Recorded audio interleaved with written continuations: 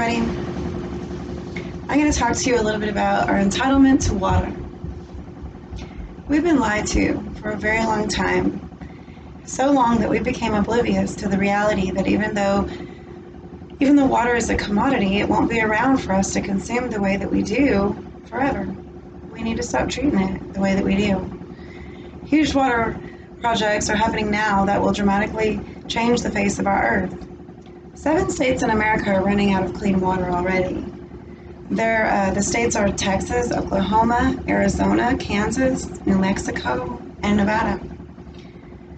This research has made me feel ignorant and neglectful and entitled, but I really want to find more ways to conserve water.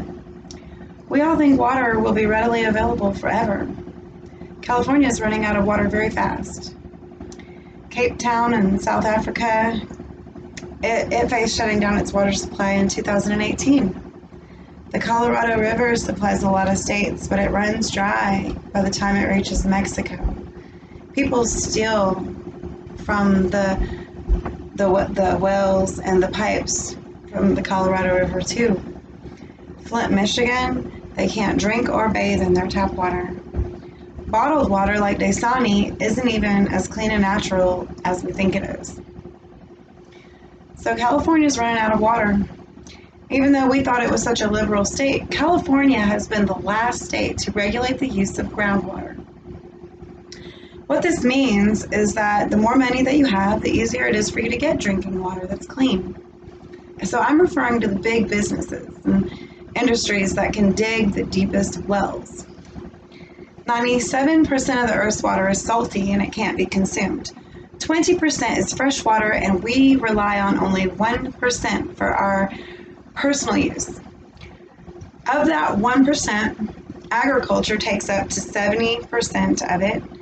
Large industries and businesses, they use up to 22% of that.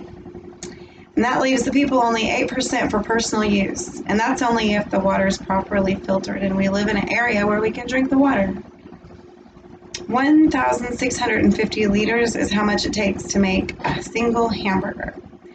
This is really interesting to me because that is a lot of water. But they're saying that that's from the time that they grew the feed for the cow and everything that they needed from the time that that feed was grown to feed the cow that we, ultimately consumed as a hamburger, that meat. It takes 2,257 gallons of water to make shoes. So there's a lot of water. There's a lot of people with a whole lot of waters with shoes. If Cape Town, South Africa did have to shut down its water supply, that would mean that 4 million people would stop getting basic drinking water. The Earth's population is approximately 7.53 billion. 844 million people already lack basic drinking water that's clean.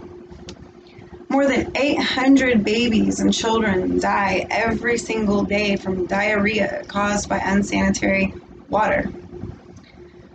Colorado River, it supplies a lot of states and private organizations like beer makers and big businesses and agriculture and farmers and growers. And sometimes, in some cases, they've even stole water from the Colorado River to grow their own pockets for their own financial growth. And it is so bad now that by the time the Colorado River reaches Mexico, it's dry. We've all heard of Flint, Michigan. They can't drink or bathe in their tap water because of lead. Children around there have already been poisoned. Each American drinks about 42 gallons of bottled water a year. Each American, each of us. That's a lot. But this is a voluntary use of a product that we really just don't need everywhere.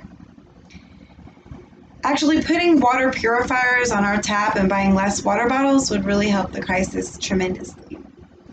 If you would like to learn more about the disturbing political facts on the Flint water crisis, which is very interesting, there's a show called Poisoned Water on Netflix right now. In conclusion, if we continue to mistreat our Earth's water supply, by 2040, we may not even have safe water and we could all die out.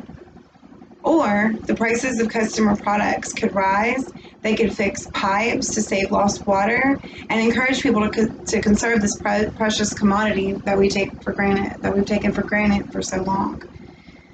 The way we're going, we could devastate our thriving ecosystem. It is so sad to think about the amount of water that we throw away while people are dying because of lack of it. A small idea that I learned that we could use to conserve our water is to shower instead of taking a bath. The reason why is because a shower, they said, uses approximately 25 gallons of water, whereas a bath uses approximately 70 gallons of water. So you would be conserving water if you took a shower instead of a bath. A 5-minute shower, actually. But I hope that you all like this information that I've gathered and I hope everyone tries to conserve some water because this is more serious than most of us think. Thank you.